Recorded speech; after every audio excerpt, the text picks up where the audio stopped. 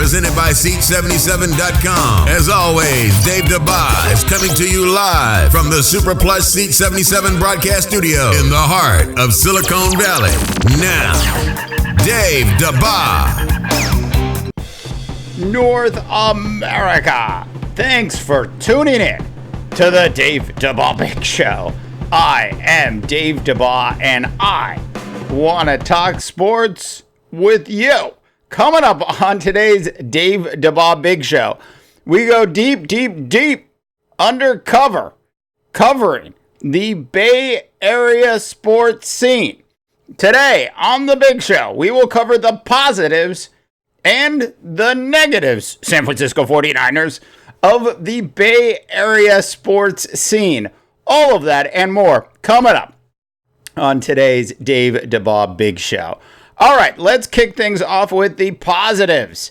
Now look, you've got the Oakland Raiders who are playing tonight on Thursday Night Football in Kansas City. You've got the San Francisco 49ers, the exact opposite of the Oakland Raiders. A terrible, absolutely pathetic organization that Jed York has put together. Trent Baalke, who needs to be fired as soon as Gus Bradley gets canned in Jacksonville. By the way, can somebody please tell me, how does Gus Bradley in Jacksonville still have a job?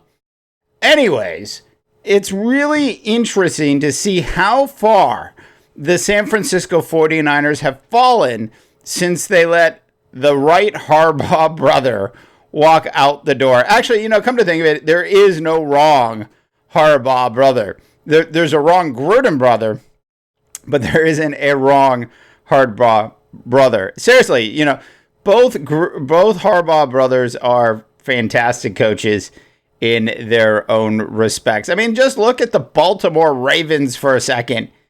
I mean, really, seriously, for them to be in first place right now with that team, it's very impressive. Look, I know they're not like 10-2, but still a fantastic job by John Harbaugh in Baltimore. So back to the positives of Bay, or as we call it, the Bay Area sports.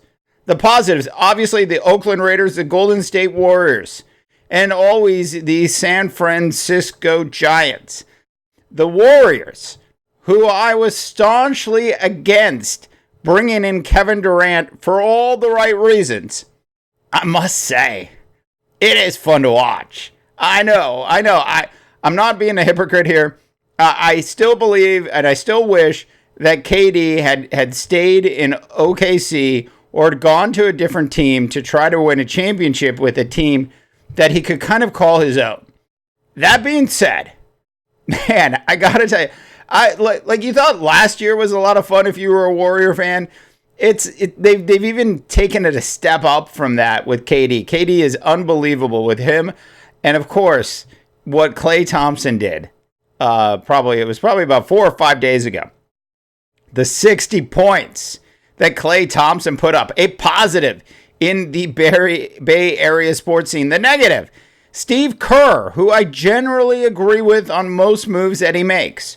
Hey, Steve, when you have a player who scores 60 points in the first 3 quarters of a basketball game, he has earned the right to, at the very minimum, play 5 minutes in the fourth quarter to just kind of see what happens. I mean, didn't you want to see what would happen in those first 5 minutes of that basketball game? Look, I know things were getting chippy, but still, it would have been fantastic to watch, to see if Klay would have actually had a shot at, 70, 80, 85, dare I say 90 points in that game. I mean, why not? He scored over 30 in the third. It just is an amazing thing. Steve Kerr was completely wrong by not at least allowing Klay Thompson the opportunity to go for more than 60. Now back to the Oakland Raiders, who are currently basically playing in a stadium that is Terrible. So that's a negative. As we all know, like the stadium they play in is like a 1960s stadium. We might as well be seeing like broadcasts of the National Football League 3 days after the game happened in black and white television. That's how bad this stadium is that the Raiders play in. It's so bad that the rats don't even want to go in there. The plumbing's terrible. There's leaks left and right. The field, at least, is in decent condition when baseball season is over, which has been early this year, has been early for a while, as the A's have outthought themselves into a terrible baseball team. Way to go, Billy Bean. But back to the Raiders, just for a quick sec. Now, the story is, as we all know, that the Oakland Raiders have a chance. They have an opportunity. They've got two opportunities in front of them with regards to stadiums. The first one is in Los Angeles, a market that the Oakland Raiders still dominate. There's more Raiders gear sold in Los Angeles, even with the LA Rams moving back to Los Angeles. It's true. People are still purchasing Raider gear, and the Rams are back there. Nobody cares about the Rams, really, at the end of the day. The Raiders own Los Angeles. So there's the LA market opportunity. More on that a little bit later in the show. But we've got the whole Vegas thing. And honestly, wouldn't it be great on a Friday afternoon? Let's say you're back on the East Coast in like Boston and you're getting ready to fly back out west. So you're at the airport. And wouldn't it be great to be there at the airport on a Friday afternoon and you'd see two different types of people? You'd see all the women who are flocking to Las Vegas. And you can read between the lines on that one, but it's a true statement. I challenge you. Next time you're in an airport on a Friday, find where the Vegas flight is flying out of and just take a look and see who's hopping on that plane. So the other thing that would be great is 8 times a year on those Friday afternoons, you'd have all those women and you'd have all those Raider fans all geared up, and they'd be coming from all over the country because Raider fans are loyal. Look, one of my buddies has been in Texas forever, and he's still a Raider fan. He's not a Cowboy fan. He hasn't adopted the Texans. He stayed a Raider fan. Once a Raider fan, always a Raider fan. The Raiders in Vegas, as long as it was a domed stadium, would be a fantastic thing, a spectacle that would be a good thing for your National Football League. All right, tell us what you think. Info at seat77.com. I want to hear from you, North America. As my wife would say, I just went all pirate on the big show. So the Raiders staying in Oakland, obviously that would be the first preference. Getting a land deal together, though, between Alameda County, the city of Oakland, and all the other municipals that are related to it is very, very difficult. So it's not looking good. Now, we talked about Los Angeles. Now, as we all know, the San Diego Chargers have the first opportunity, theoretically, to move into LA. Now, the vote that they had down in San Diego was a sham because there was no way they were going to get enough votes to get city approval to build a stadium downtown. It just wasn't going to happen. They had to get too much approval to make that deal happen in San Diego, and the Chargers knew it, and everybody in the media knew it. And there was no way they were going to get like 3 out of 4 people to vote to put up an additional tax on people when they come to the city so they could pay for a new stadium in downtown San Diego. It wasn't going to happen. Now, the plan for the stadium there is fantastic. So it's a question of money. And I've got to ask you, what do you think Stan Kroenke, the owner of the Rams, really cares about? Does Stan really care about the Rams? Or does Stan really just care about money?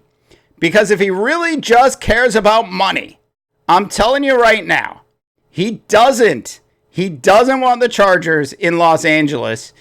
If he wants to fill up that stadium, he'll bring the Raiders back to Los Angeles because Stan is a businessman and Stan is all about making the big bucks.